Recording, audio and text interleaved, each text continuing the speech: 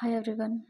I hope आप सब अच्छे होंगे, स्वस्थ होंगे, मस्त होंगे एंड सही से पढ़ाई कर रहे होंगे। आज हम हार्मोन से रिलेटेड कुछ डिसऑर्डर्स के बारे में डिस्कस करने वाले हैं कि अगर उनका हाइपोसिक्रेशन होता है तो किस टाइप की डिजीज़ हमें देखने को मिलेगी, कैसे सिम्टम्स होंगे, एंड अगर हाइपर सिक्रेशन हो जाता है तो कैसे सिम्टम्स होंगे एंड कैसे डिजीज़, कौन सी डिजीज़ हमें देखने को मिलेगी। चलिए स्टार्ट करते हैं। सबसे पहले आ जाता है हमारे पास ग्रोथ हार्मोन। ग्रोथ हार्मोन को हम करने वाले हैं सबसे पहले डिस्कस। ग्रोथ हार्मोन अगर इसका हाइपोसिक्रेशन हो या फिर हाइपर सिक्रेशन हो तो क्या कुछ कंडीशन देखने को मिलती है। अगर ग्रोथ हार्मोन का हाइपोसिक्रेशन हो जाए, हाइपोसिक्रेशन का मतलब जितना इसको रिलीज होना चाहिए उससे कम अमाउंट में ये रिलीज हो रहा है, दैट इज हाइपोसिक्रेशन। और हाइपर सिक्रेशन का मतलब होता है कि जितना इसको रिलीज होना चाहिए उससे ज़्यादा अमाउंट में ये रिलीज हो गया, that is hypersecretion. Pituitary dwarfism, hyposecretion अगर चाइल्डहुड के टाइम से ग्रोथ हार्मोन कम रिलीज हो रहा है लगातार, that leads to the pituitary dwarfism.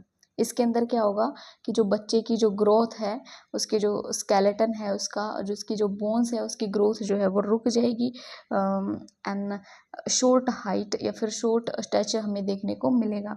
ऐसा हमें कहाँ पर देखने को मिलेगा? हाइपोसिक्रेशन के अंदर।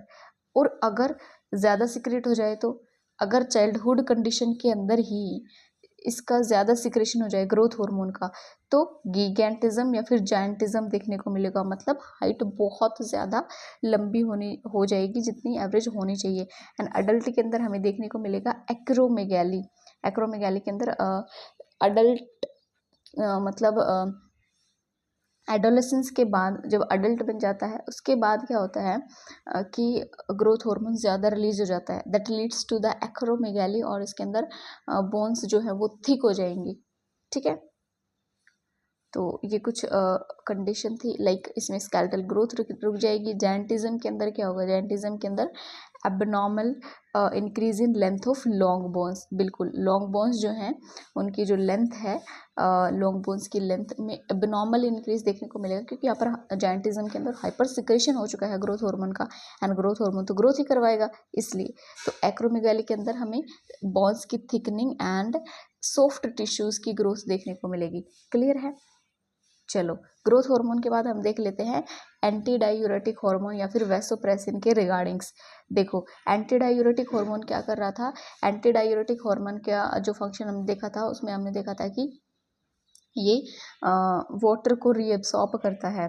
Collecting duct and distal convoluted tubule से ये वाटर को रीएब्सॉर्ब कर लेता है। इससे क्या होता है कि जितना पानी हम पीते हैं वो ज़्यादा वेस्ट नहीं हो पाता यूरिन के थ्रू। ठीक है, अब देखते हैं एक इसके अगर ये कब रिलीज होता है, ज़्यादा किस तरीके से, क्या चीज़ें इसमें डिसऑर्डर्स देखने को मिलते हैं। एंटी डायूरेटिक हार्मोन कोज करता है सबसे पहले डायबिटीज़ इंसिपिडस। ठीक है, हम दो टाइप के डायबिटीज़ देखते हैं, diabetes insipidus and diabetes mellitus. वो हम डायबिटीज़ मेलिटस को भी हम यहाँ पर देखने वाले हैं, जो इंसुलिन की वजह से होती है। यहाँ पर एडीएच की वजह से डायबिटीज़ इंसिपिडस होती है। अब देखो, CSIR के पॉइंट ऑफ व्यू से जितनी भी लाइंस मैंने यहाँ पर लिख रखी हैं, हर लाइन से क्वेश्चन आया हुआ है, हर डिजीज से यहाँ पर CSIR क्वेश्चन पूछ चुका है मल्टीपल टाइम्स। CSIR के पॉइंट ऑफ व्यू से बहुत ज़्यादा इंपॉर्टेंट टॉपिक हो जाता है, इसलिए सभी ध्यान से सुनो। Diabetes insipidus due to defect in ADH receptor, या तो ADH का जो रिसेप्टर है उसके अंदर डिफेक्ट हो गया है, या फिर ADH ही रिलीज नहीं हो रहा। ठीक है, ADH जैसे ये ADH है, ये इसका रिसेप्टर है, जब ये आकर इसके साथ बाइंड करेगा तभी तो इसको जो रिस्पॉन्स जनरेट करना है वो रिस्पॉन्स जनरेट कर पाएगा। अगर ये अपने रिसेप्टर के साथ बाइंड नहीं करेगा तो फिर ये चाहे कितना भी रिलीज हो जाए उसका रिस्पॉन्स कैसे जनरेट होगा? तो क्या हो सकता है, या तो ADH का रिसेप्टर है वो डिफेक्टिव हो गया, उसके साथ ADH बाइंड नहीं कर पा रहा तो उसको उसका रिस्पॉन्स नहीं आ रहा, और या फिर ये कंडीशन भी हो सकती है कि ADH रिलीज ही नहीं हो रहा। ठीक है, चलो, दो टाइप का हो सकता है, न्यूरोजेनिक या फिर नेफ्रोजेनिक। न्यूरोजेनिक के अंदर हमें क्या देखने को मिलेगा? Hyposecretion of ADH। न्यूरोजेनिक की न्यूरॉन से रिलेटेड है। ठीक है, सिक्रेशन कम होगा, जितना होना चाहिए एडीएच का उससे कम होगा सिक्रेशन। और नेफ्रोजेनिक कंडीशन के अंदर क्या देखने को मिलेगा?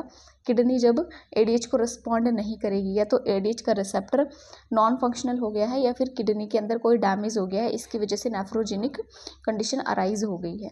ठीक है, दोनों की वजह से क्या चीज़ें, अगर ADH है वो रिलीज नहीं होता है, वट एवर द रीज़न, दोनों की वजह से क्या होगा, ज़्यादा वॉल्यूम देखने को मिलेगी हमें यूरिन की, बार बार यूरिन पास आउट करना पड़ेगा। और इसकी वजह से क्या होगा, बॉडी के अंदर जब वाटर एब्जॉर्ब हो ही नहीं रहा, वाटर को का री एब्जॉर्प्शन नहीं हो रहा, तो क्या होगा, dehydration and thirst like condition है वो अराइज हो जाएगी। क्लियर है? तो ये था ADH के बारे में। देन हम पैनक्रेटिक आइलेट डिसऑर्डर के बारे में देखते हैं। तो इंसुलिन के रिगार्डिंग हम देखने वाले हैं।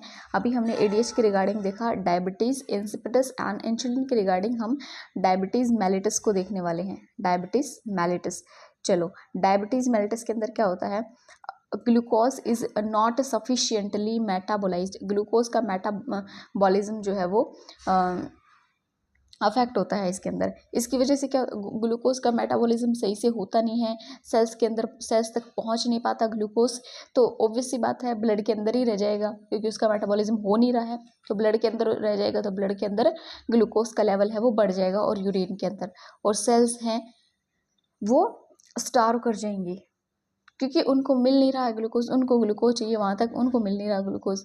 ठीक है, तो कैसी कंडीशन अराइज होगी, दो टाइप की डायबिटीज़ यहाँ पर हम देखते हैं, like type 1 and type 2। Type 1 juvenile onset diabetes भी बोलते हैं। देखो जो जिस भी डिजीज़ के हम दो नाम डिस्कस कर रहे हैं, दोनों ही नाम आपको लर्न होने चाहिए। किसी भी नाम से क्वेश्चन पूछ सकता है CSIR, एंड आपका क्वेश्चन गलत हो सकता है अगर आप दोनों नाम याद नहीं रखेंगे। एंड मोस्ट फेवरेट टॉपिक है CSIR का ये डिसऑर्डर्स वाला। ठीक है, मतलब इतने जो सिम्टम्स हैं, इनके हॉर्मोन्स के जो फंक्शंस हैं, इनको ऐसे काफ़ी घुमाकर क्वेश्चन आते हैं, तो बहुत ज़्यादा इम्पोर्टेंट टॉपिक है।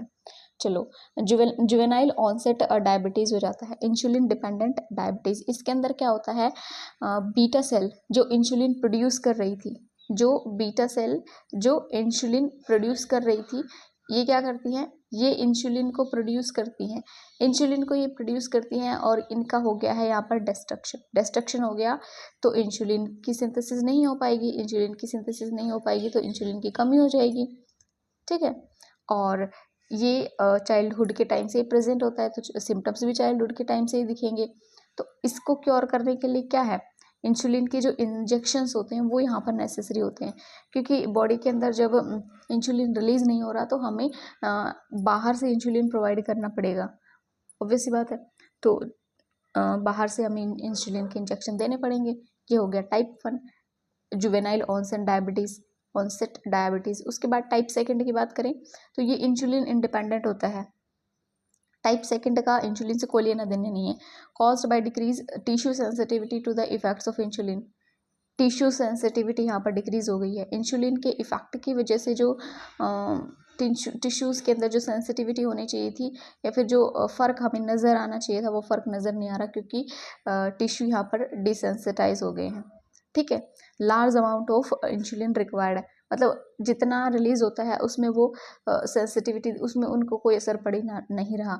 इसका मतलब क्या है कि ज़्यादा इंसुलिन की रिक्वायरमेंट है उनको।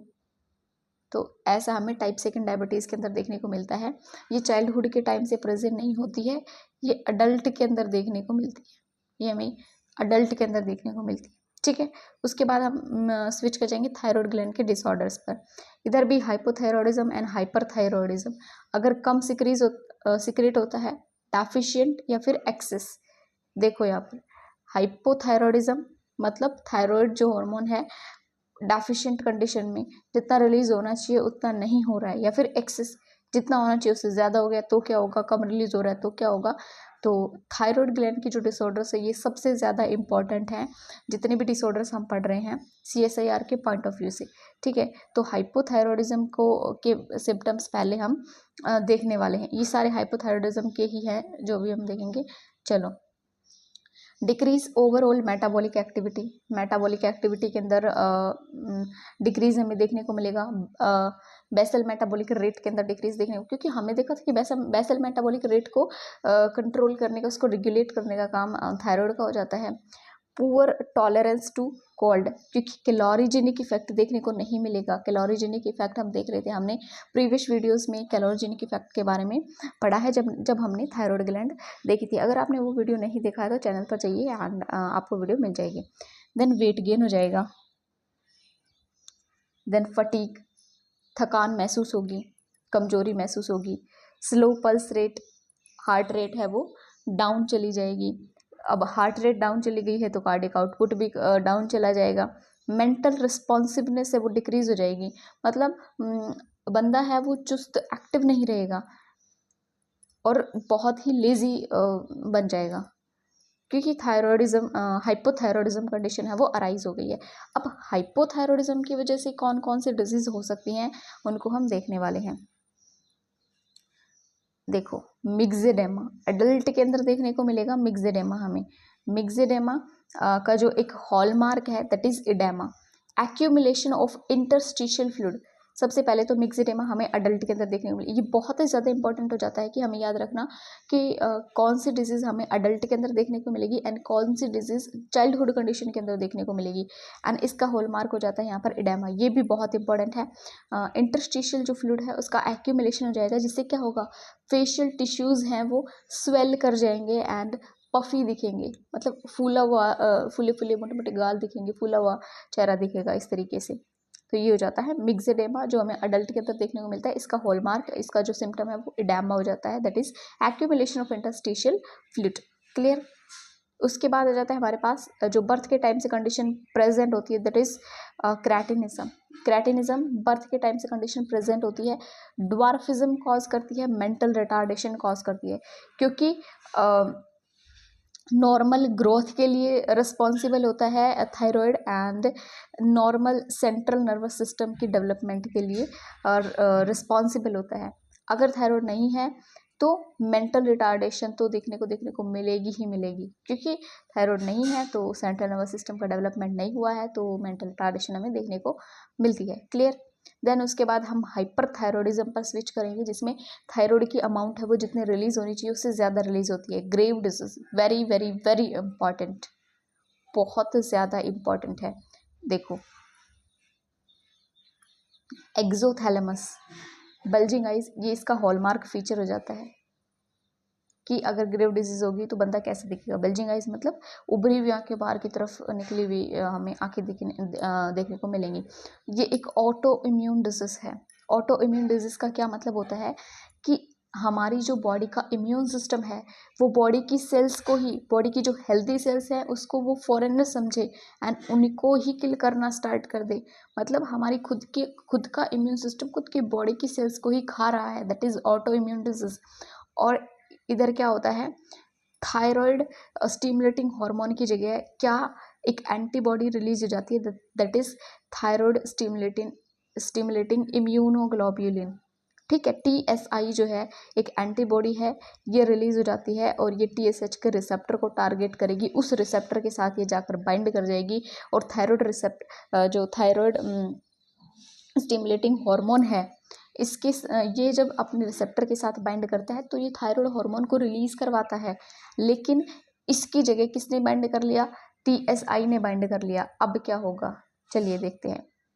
ये देखो, ये TSH है और TSH को रोक दिया है इसने, ये TSH है यहाँ पर, और इस TSH को रोक करके ये TSI जो एंटी इम्यूनोग्लोबुलिन है, एंटीबॉडी जो बनी थी वो अपना TSH के रिसेप्टर के साथ कर गई है बाइंड। ये थायराइड जो है वो रिलीज करेगी, जैसे TSH का जो काम होता है थायराइड हार्मोन का रिलीज करवाना, वो काम ये कर रही है। Stimulate both secretion and growth of thyroid like TSH, दोनों ये पूरा सिक्रेशन का काम पूरा ये संभाल लेगी। लेकिन जो नेगेटिव फीडबैक इसको देना चाहिए, जब थायराइड हार्मोन जितना रिलीज होना चाहिए जब उतना रिलीज हो चुका है, तब क्या होता है, TSH है वो एक नेगेटिव फीडबैक देता है कि भाई अब और नहीं रिलीज करना है, तो वो नेगेटिव फीडबैक ये नहीं देती एंटीबॉडी, जिसकी वजह से क्या होता है, थायराइड की अमाउंट बहुत ज़्यादा इंक्रीज हो जाएगी and leads to the grave disease, that is ये यहाँ पर इसका हॉलमार्क बल्जिंग आइज वाला। ठीक है, ग्रेव डिजीज बहुत ज़्यादा इंपॉर्टेंट है। तो उसके बाद आ जाता है हमारे पास एड्रिनल ग्लैंड के जो डिसऑर्डर्स हैं वो आ जाते हैं। एड्रिनल ग्लैंड डिसऑर्डर्स में सबसे पहले हम देखेंगे कुशिंग सिंड्रोम को। Cushing syndrome hyper secretion of cortisol से अराइज होती है। कुशिंग सिंड्रोम भी इंपॉर्टेंट है, इस पर भी क्वेश्चन आ चुका है, CSIR ने काफ़ी बार पूछा है। Hyper secretion of cortisol, cortisol का अगर सिक्रेशन ज़्यादा हो जाता है तो क्या होगा, ग्लूकोनियोजेनेसिस ज़्यादा हो जाएगी।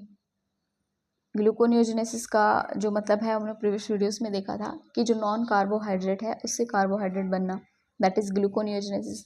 Carbohydrate I mean glucose carbohydrate है तो ग्लूकोज की सिंथेसिस हो रही है नॉन कार्बोहाइड्रेट से।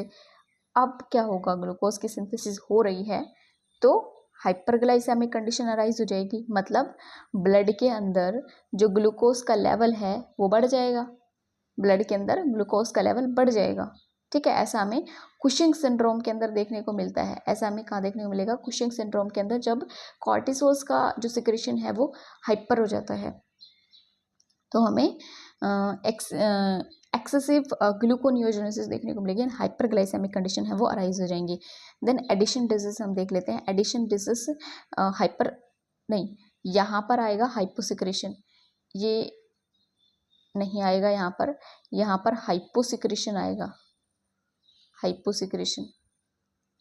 ग्लूकोकॉर्टिकॉइड्स जो है, मैं इसको काट करके यहाँ पर हाइपो कर देती हूँ, लाइक ये देखो हाइपोसिक्रेशन, हाइपोसिक्रेशन होगा ना कि हाइपर सिक्रेशन होगा ग्लूकोकॉर्टिकॉइड्स एंड मिनरलोकॉर्टिकॉइड्स का, जिसकी वजह से हाइपोग्लाइसेमिक कंडीशंस हैं वो अराइज हो जाएंगी, that leads to the dehydration, weakness, rapid weight loss.